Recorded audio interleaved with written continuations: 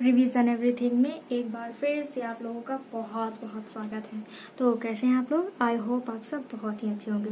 देखिए, इससे पहले हम लोग देख रहे थे सिंधु सभ्यता, जिसके करीब करीब हमने बहुत ही जरूरी जितने भी पॉइंट थे हमने आपको बता दिए हैं।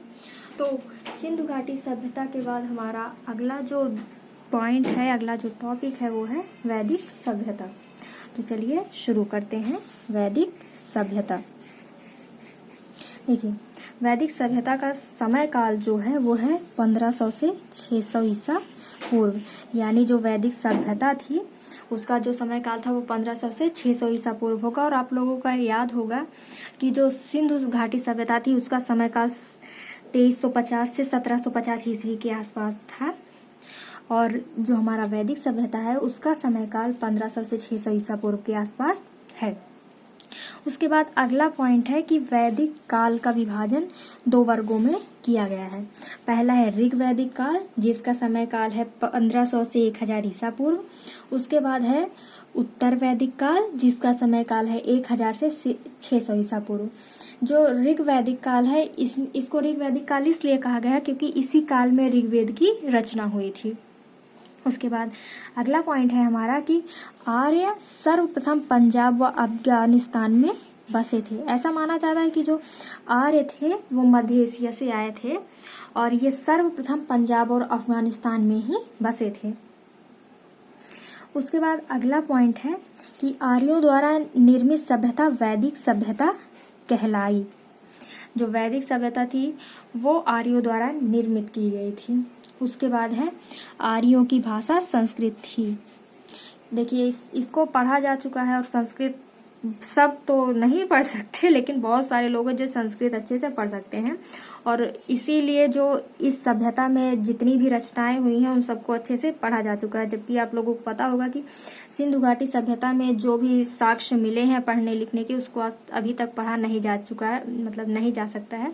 उसकी लिपि अभी तक पढ़ी नहीं गई है।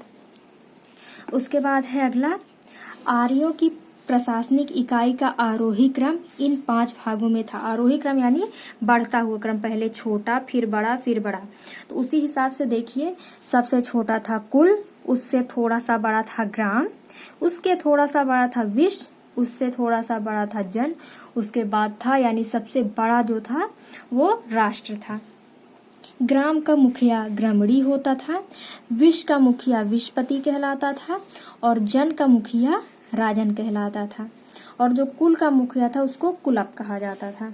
उसके बाद है राज्याधिकारियों में पुरोहित और सेनानी सबसे प्रमुख थे। यानी जो राज्य के अधिकारी थे उनमें पुरोहित और सेनानी सबसे प्रमुख थे, सबसे बड़े माने जाते थे। उसके बाद अगला हमारा देख लीजिए पुरब। जो दुर्गपति होते थे उनको पुरब कहा जाता था। जो अब वाजपति, गोचर भूमि का अधिकारी जो थे उसको वाजपति बोला जाता था।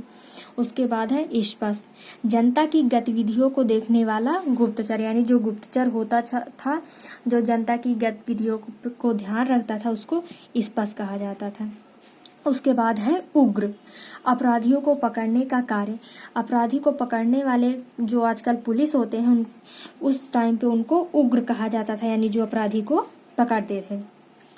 उसके बाद है सभा और समिति।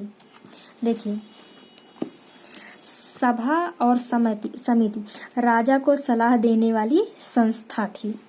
सभा श्रेष्ठ एवं सम्भ्रात लोगों की संस्था थी, जबकि समिति सामान्य जनता के प्रतिनिधित्व करती थी। और अगला है युद्ध में कबीलों का नेतृत्व राजा करते थे। यानी अगर कभी कोई युद्ध होता था तो उसका नेतृत्व राजा करते थे। उसके बाद अगला है युद्ध के लिए गविष्टि शब्द का प्रयोग किया जाता था। गविष्टि का अर्थ होता है गायों की खोज। फिर उसके बाद हमारा अगला है कि आर्यों का समाज पितृ प्रधान था। आप लोगों को पता होगा कि जो सिंधु सभ्यता थी वो मात्र सत्तात्मक थी, जबकि जो वैदिक सभ्यता थी ये पितृ प्रधान था।